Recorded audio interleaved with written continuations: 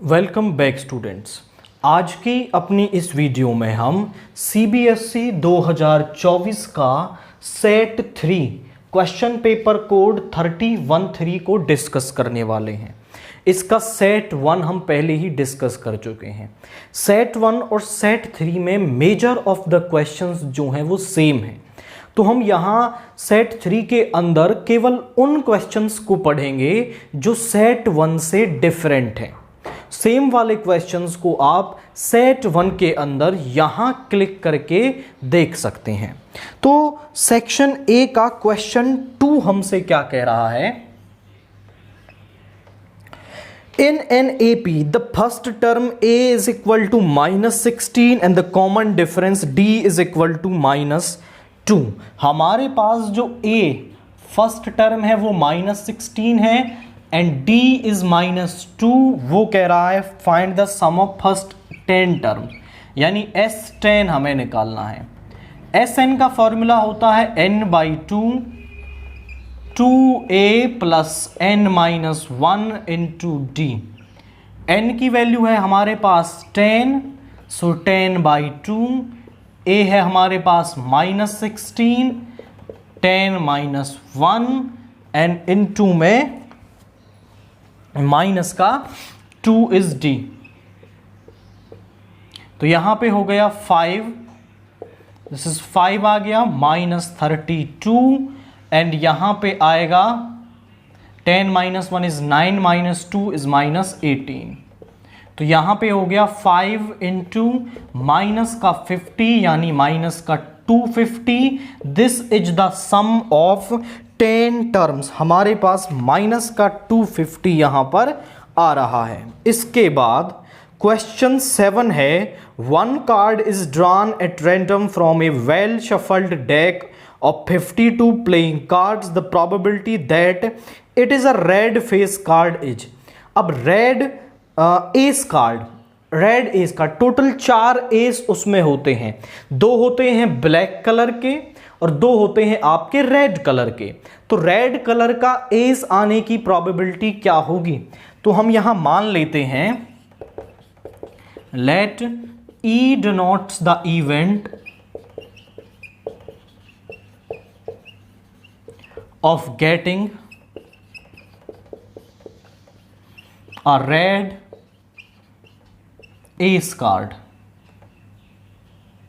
तो इसकी प्रोबेबिलिटी क्या होगी? प्रोबेबिलिटी का एक ही formula, favourable number of cases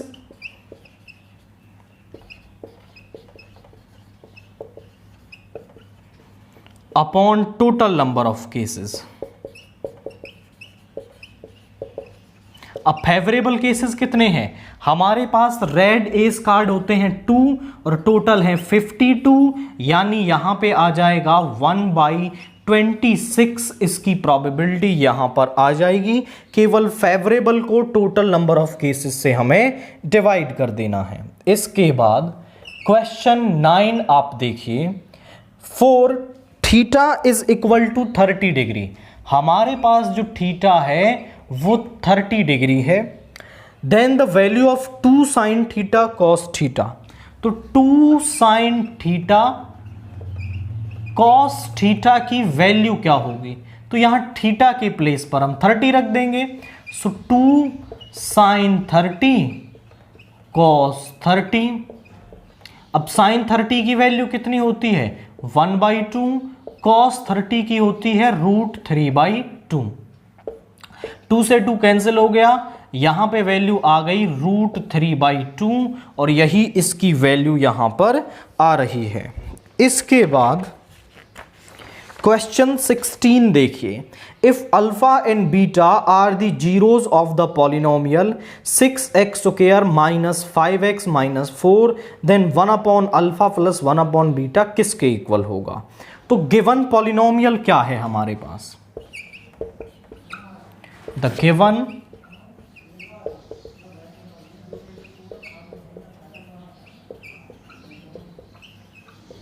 polynomial is px is equal to 6x² minus 5x minus 4, और वो हमसे कह रहा है कि वैल्यू बता दीजिए 1/α प्लस 1/β की। आप समझें कि 1/α प्लस 1/β की वैल्यू निकालनी है, तो इसका एलसीएम ले लें।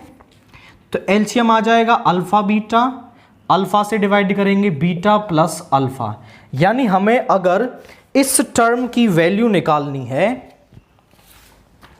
तो यहां पर मुझे अल्फा बीटा जब प्रोडक्ट ऑफ जीरोज है तो उनका, अल्फा और बीटा जीरोज है तो उनका प्रोडक्ट और उनका सम अगर मिल जाए तो इस टर्म की वैल्यू मिल जाएगी। एंड सम एंड प्रोडक्ट निकालने के फॉर्मूले हम जानते हैं, तो ये इसको मानो फर्स्ट, कंपेयरिंग फर्स्ट विद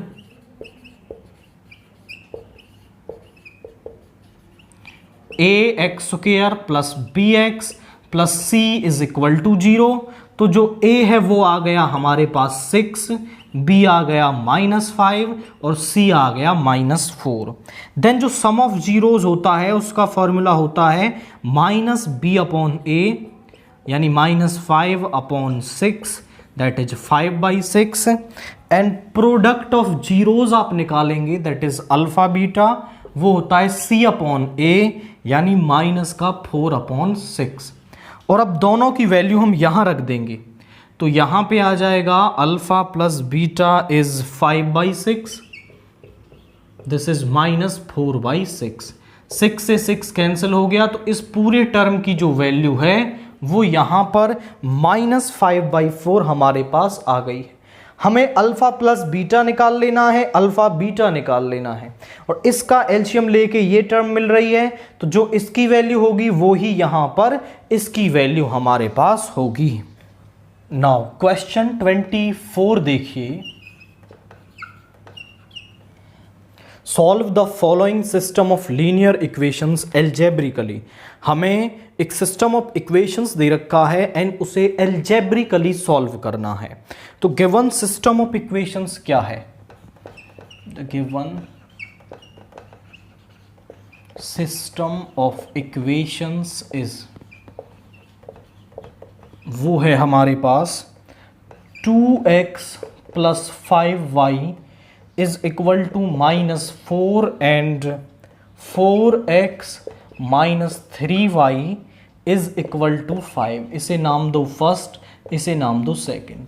अब यहां इसे सॉल्व करने के लिए किसी मेथड का नाम नहीं लिया गया है, तो इट्स अप टू यू, आप जो मेथड यूज करना चाहें वो यूज कर सकते हैं।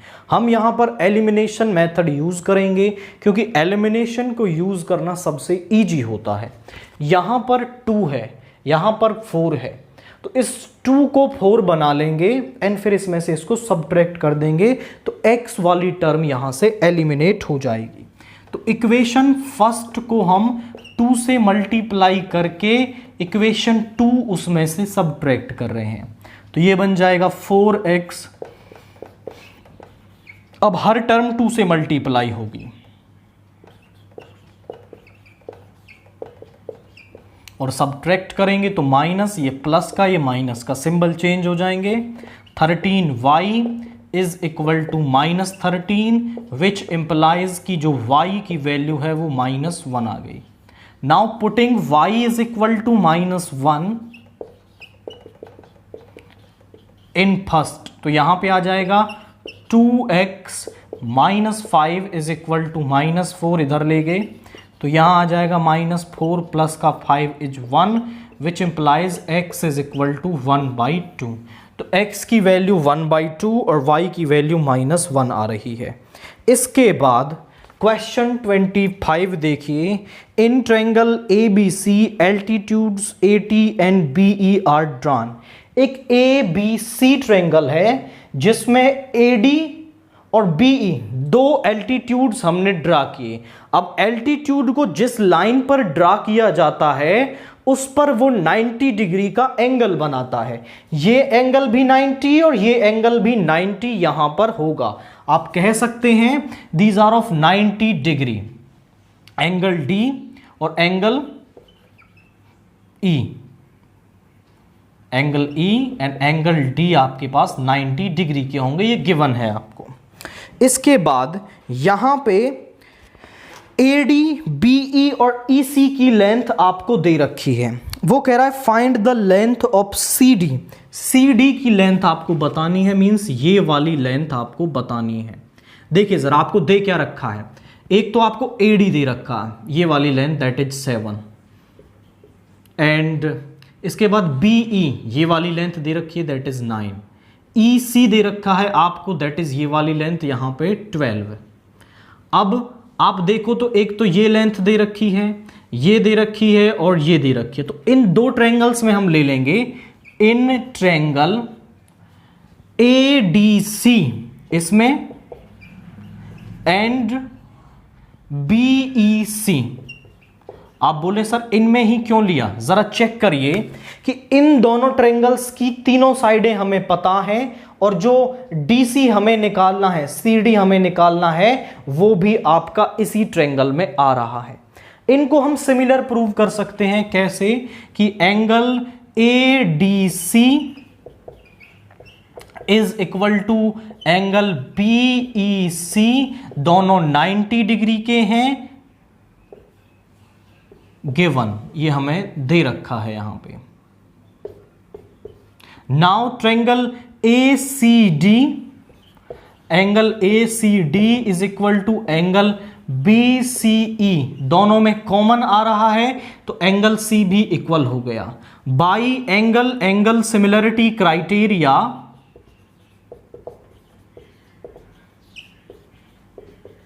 तो ये जो ट्रायंगल ADC है वो सिमिलर हो गया ट्रायंगल BEC के, और जैसे ही ये सिमिलर हुआ तो हम अपनी साइड को निकालने की तरफ पहुंच गए। अब हम इनकी साइड्स को कॉरस्पॉन्डिंग में लिख सकते हैं, प्रोपोर्शन में लिख सकते हैं कॉरस्पॉन्डिंग साइड्स को, तो AD अपॉन BE। अब ये तो हमें पता है AD और BE, अब उसमें आपको वो साइड लेनी है दूसरे वाली जो हमें निकालनी है, हमें निकालनी है CD, तो यहां लिखेंगे CD अपॉन CE। यहां AD की लेंथ कितनी है 7, BE की है 9, CD हमें निकालना है, एंड CE या फिर EC हमें दे रखा है 12। इसको इधर ले आइए तो CD is equal to 7/9 into 12, 3 3 ज़ा 9, 3 4 ज़ा 12, तो CD हमारे पास किसके इक्वल आ गया, CD इज 28/3 सेंटीमीटर, ये CD की लेंथ आ गई।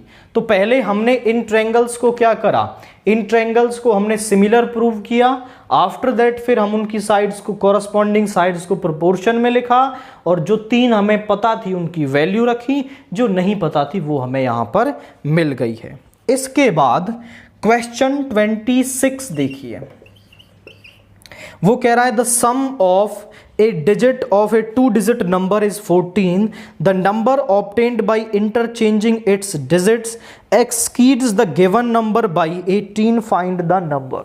पहले तो आप ये समझें कि एक 2-digit नंबर को माना कैसे जाता है।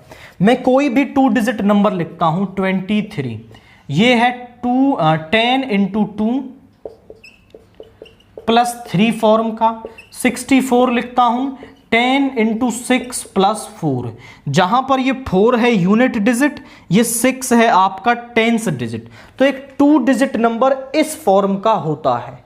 तो हम मान लेते हैं कि let the 2-digit number is किस फॉर्म का होगा, 10x प्लस वाई, जहां पर y है यूनिट डिजिट और x है आपके पास टेंस डिजिट। अब द नंबर उनकी दो पहली कंडीशन क्या कह रही है, the sum of digits of a 2-digit number is 14, यानी इन दोनों का सम करोगे तो 14 मिलेगा। अकॉर्डिंग टू फर्स्ट कंडीशन, दोनों का सम कर देंगे तो 14 हमें मिलेगा, दिस इज फर्स्ट इक्वेशन।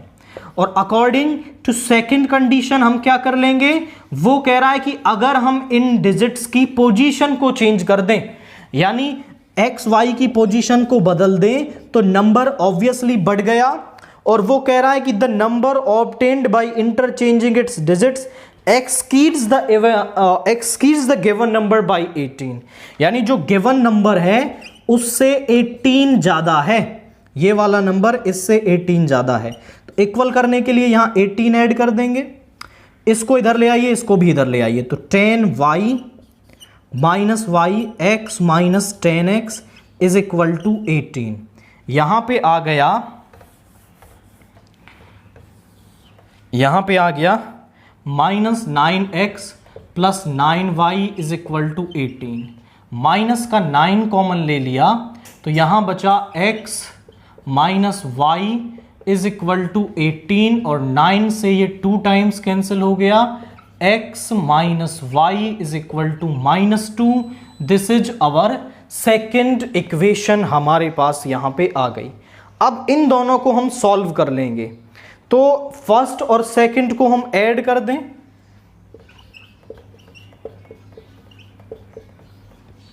तो यहां पे आ गया x plus y is equal to 14, x minus y is equal to -2। ये कैंसिल हो गया, 2x is equal to 12, x is equal to 6, x हमारे पास आ गया 6। Now putting x is equal to 6 in किसी भी इक्वेशन में रख लो, फर्स्ट या सेकंड में, तो फर्स्ट में रख दिया हमने, तो यहां पे आ गया 6 plus y is equal to 14 and y is equal to 8। So 2 digit number is, तो हमारे पास वो जो 2 डिजिट नंबर है वो क्या आ जाएगा, 2 digit number is 10x plus y, that means 10 into 6 plus 8 is 68। तो हमारे पास वो जो 2 डिजिट नंबर है वो यहां पर 68 आ गया। आपको माइंड में रखना है कि जब भी वो 2 डिजिट नंबर की बात करेगा तो वो आपको 10x प्लस वाई की फॉर्मेट का वहां पर मानना है, और फिर आप गिवन कंडीशंस लगाएंगे तो आप क्वेश्चन को सॉल्व कर पाएंगे। क्वेश्चन 27 देखिए क्या है। The inner and outer radii of A hollow cylinder surmounted by A hollow hemisphere surmounted on a hollow hemisphere of same radii are 3 cm and 4 cm respectively। क्या है कि एक हॉलो सिलेंडर है, एक हॉलो हेमिस्फीयर के ऊपर उसको surmount किया गया है इस तरीके से,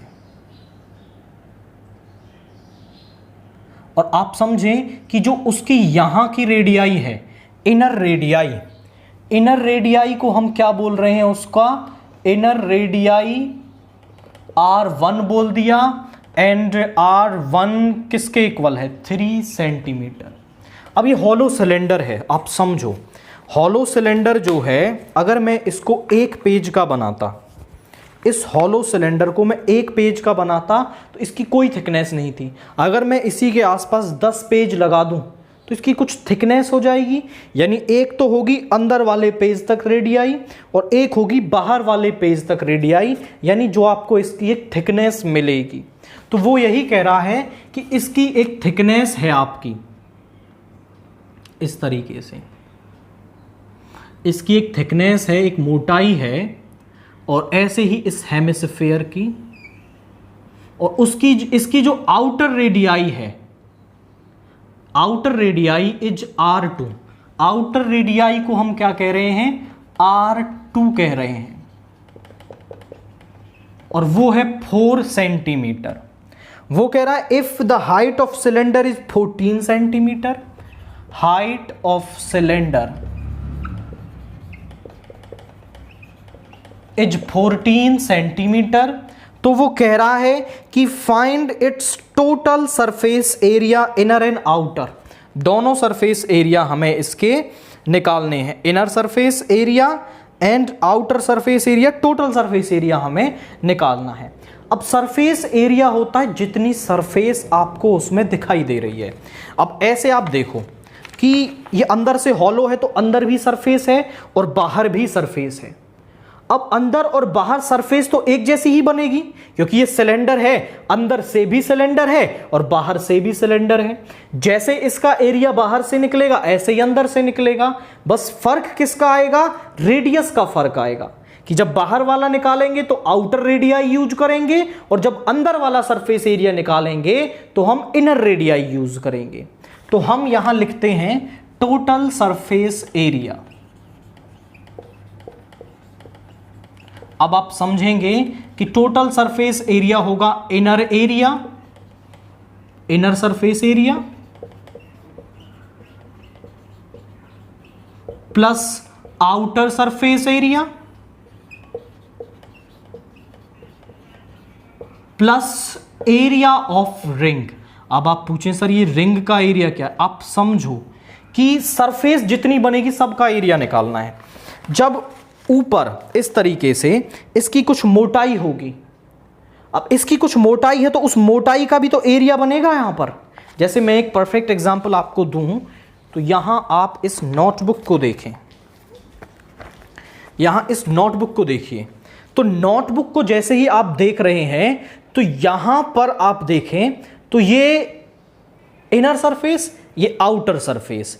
अब इसके सरफेस एरिया में बात करें तो ये सरफेस भी तो बन रही है जिसको मैं ब्लैक कर रहा हूं यहां पे कॉपी की, ये सरफेस। ऐसी सरफेस को हम क्या कहते हैं, एक अंदर सर्कल एक बाहर सर्कल, ऐसी सरफेस को हम कहते हैं रिंग। इसको बोला जाता है रिंग आपका,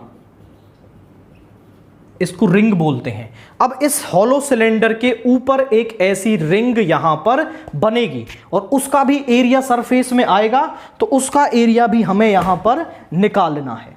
आप समझें कि रिंग का एरिया क्या होगा, सिंपल, बाहर वाले सर्कल का एरिया माइनस अंदर वाले सर्कल का एरिया, यानी पाई r2 square minus r1 square.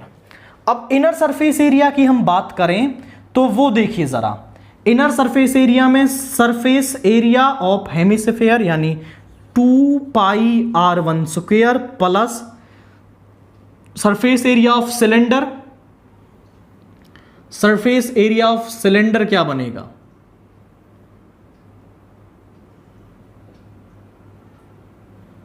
Surface area of cylinder होता है 2 पाई RH और R है R1H प्लस सेम फॉर्मूले से आउटर निकलेगा हेमिस्फीयर का 2 पाई r2 स्क्वायर प्लस 2 पाई r2h और रिंग का एरिया मिलेगा पाई r2 square minus r1 square. ये तो आ गए फॉर्मूले।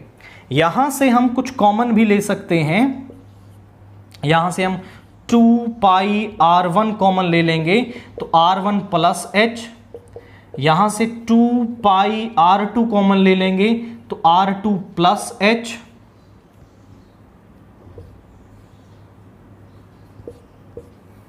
और यहां से तो पाई ले ही रखा है, r2 का स्क्वायर माइनस r1 का स्क्वायर। अब सभी की वैल्यू रख दो। पाई को यूज करने के लिए उसने कुछ इंस्ट्रक्शंस दे रखे हैं, नहीं तो 22/7 यूज कर लेंगे। 2 into 22/7 R1 that means inner surface area is 3 और यहां पे आ गया 3 plus height of cylinder, height of cylinder is 14, 2 into 22/7 और R2 है 4, 4 प्लस 14, 22/7 R2 स्क्वायर यानी 4 का स्क्वायर इज 16 माइनस 9, ये आ गया। अब यहां पर आप चेक करें तो ये हमारे पास आ गया 44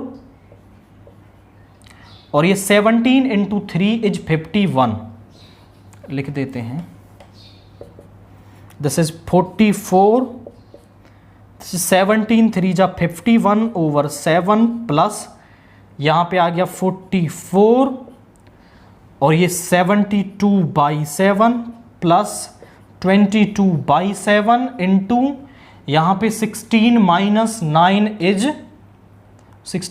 9 इज 7। अब यहां आप चेक करें तो सभी का जो एलसीएम है वो तो 7 आ गया। 51 इंटू 44, 44 इंटू 51 करेंगे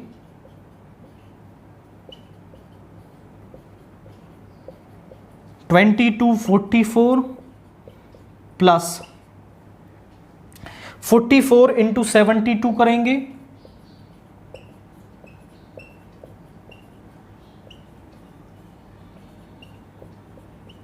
3168 और इसको ऐड करेंगे 154। अब तीनों को ऐड कर दीजिए, 2244, 3168 एंड 154, तो यहां पे आ गया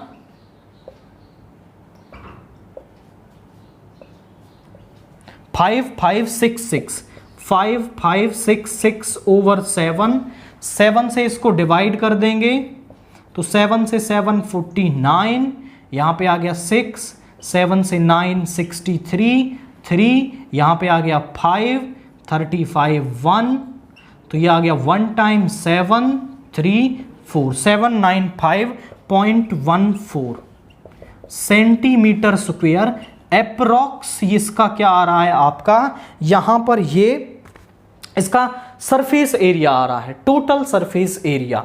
तो हमें यहां पर इसका inner surface area, outer surface area and जो ऊपर यहां पर रिंग बनेगी उसका सरफेस एरिया ऐड कर देना है, तो हमें इसका टोटल सरफेस एरिया यहां पर मिल जाएगा।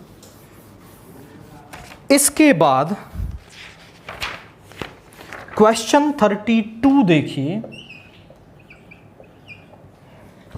From the top of a 15-meter high building, the angle of elevation of the top of a tower is found to be 30 degree. हमारे पास एक 15 मीटर हाई बिल्डिंग है, let say 15 metre high building is AB and इसके top से angle of elevation of the top of the tower, ये आपका CD tower है। आप बोले सर आपको कैसे पता चलेगा कि यहां पर जो CD है वो AB से बड़ा है? तो क्वाइट सिंपल सी बात है, वो कह रहा है कि बिल्डिंग के टॉप पे खड़े होके, बिल्डिंग के टॉप पे आप खड़े हो और angle of elevation of the top of the tower, angle of elevation बन रहा है। एंगल ऑफ एलिवेशन बनाने के लिए हमें ऊपर देखना पड़ता है। अब आप समझो कि मैं किसी बिल्डिंग के टॉप पे खड़ा हूं और दूसरी बिल्डिंग को देखने के लिए मैं ऊपर देख रहा हूं, मतलब वो बिल्डिंग ऑब्वियसली इससे बड़ी है। तो यहां पर इसके टॉप से उसके टॉप का जो एंगल ऑफ एलिवेशन है वो 30 डिग्री हमारे पास बन रहा है। From the bottom of the same building the angle of elevation of the top of tower is found to be 60 degree. और इसके बॉटम से इसका जो एंगल ऑफ एलिवेशन है वो बन रहा है 60 डिग्री। और ये जो इसकी लेंथ है वो हमें दे रखी है 15 मीटर, इसकी जो हाइट है वो 15 मीटर दे रखी है। And find the height of tower and the distance between tower and the building. Tower and the building के बीच की distance and the height of tower हमें यहां पर निकालनी है। आप समझो, हम पहले इसको मान लेते हैं h। Let height of tower is 15 plus h, height of building, height of building हमारे पास आएगी 15 मीटर। नाउ इन ट्रायंगल हम ले लेते हैं, इन ट्रायंगल DCA में DC upon CA is equal to 1060। This is perpendicular over base 10 होता है। DC हमारे पास है 15 प्लस h और जो CA है वो हमें यहां पर निकालना है। CA की वैल्यू हमें यहां पर निकालनी है, इज इक्वल टू 1060। 1060 हमारे पास क्या होगा, 1060 होता है हमारे पास √3। इसको इधर ले आइए। CA is equal to 15 plus h upon √3। इसको फर्स्ट बोल दो। नाउ इन ट्रायंगल DEB हम ले लेते हैं। In triangle DEB, DE upon EB is equal to होगा 1030 और DE है हमारे पास h और EB हमें निकालना है और 1030 होता है 1/√3, यानी जो EB है वो हमारे पास h√3 आ गया। क्रॉस मल्टीप्लाई कर देंगे और जितनी EB की लेंथ है ना उतनी ही CA की लेंथ है, तो यहाँ पे आप h√3 रख देंगे। 15 प्लस h/√3 इस तरफ ले गए तो ये 3h, इस h को यहाँ ले आएंगे is equal to 15। So which implies जो 2h is equal to 15, h is equal to 15/2 हमारे पास यहाँ आ गया। दैट मीन्स यहाँ पे ये आ रहा है 15/2 इज 7.5। और हमें हाइट ऑफ टावर बतानी थी। Height of tower is 15 plus h यानी 15 प्लस 7.5 दैट मीन्स 22.5 मीटर यहाँ पर हाइट ऑफ टावर आपके पास आ गई। And the distance between tower and building, और टावर एंड बिल्डिंग के बीच का डिस्टेंस दैट मीन्स यहाँ पर आपको निकालना है AC। तो AC क्या आ जाएगा? AC जो है वो आपके पास है h√3। अब h की वैल्यू हमने अभी निकाली, वो है 7.5 और ये होता है 1.73। तो यहाँ पे 75 इंटू 173 ये आ जाएगा नीचे 1000। अब 173 की 75 से मल्टीप्लाई कर लेते हैं।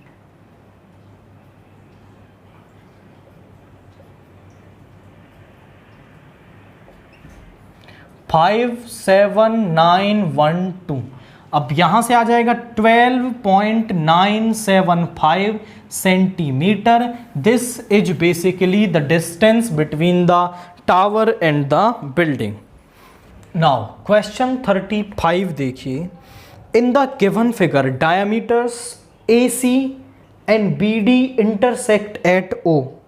यहां पे O पे इंटरसेक्ट करते हैं और हमें गिवन क्या है? यहां पर गिवन है हमारे पास कि जो एंगल AOB है, AOB is of 60 degree and यहां पर जो OA है वो 10 centimetre, that is radius of circle है।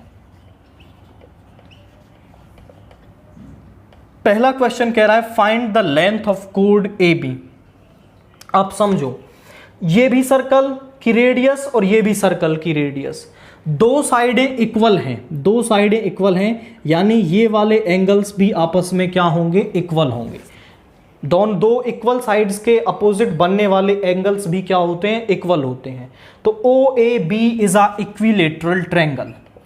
OAB is a equilateral triangle. आप चेक कर लेना इसको, ये एक इक्विलेटरल ट्रायंगल होगा।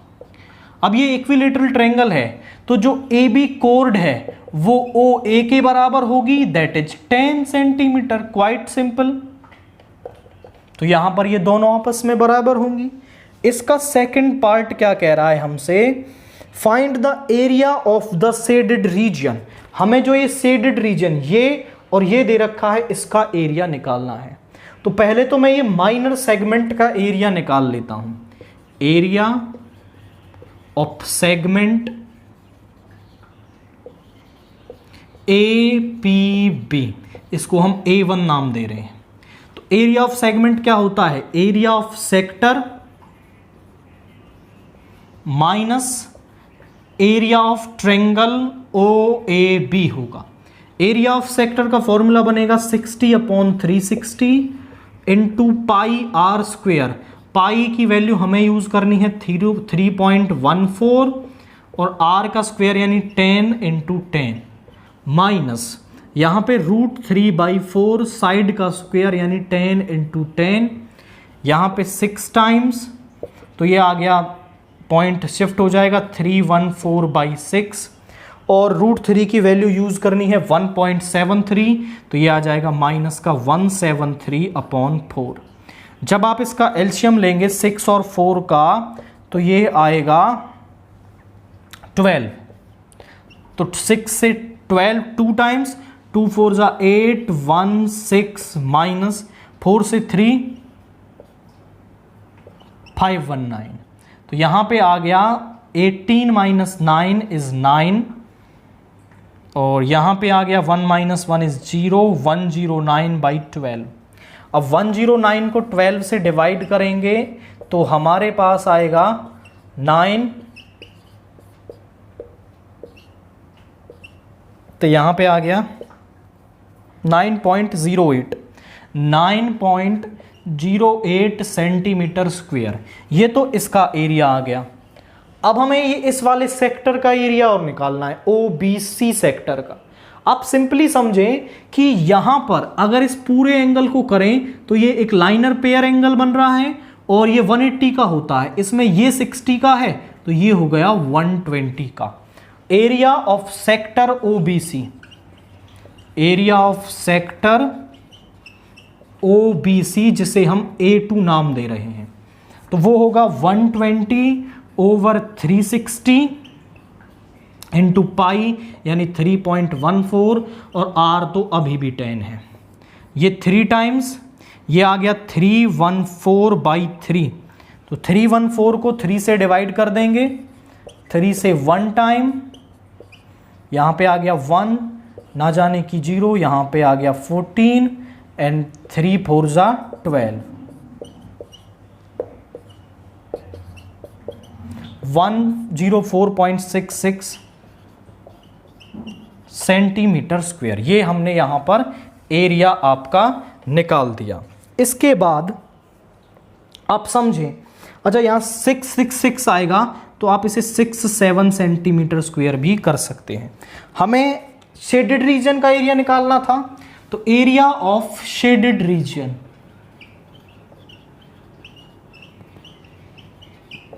इज A1 प्लस A2, यानी 9.08 प्लस 104.67, ऐड करिए 8 7 15, कैरी 1 6 और 1 7, 9 और 4 13, 113 सेंटीमीटर स्क्वायर एप्रोक्स, यानी 113.75 हमारे पास क्या आएगा, इसका एरिया आएगा।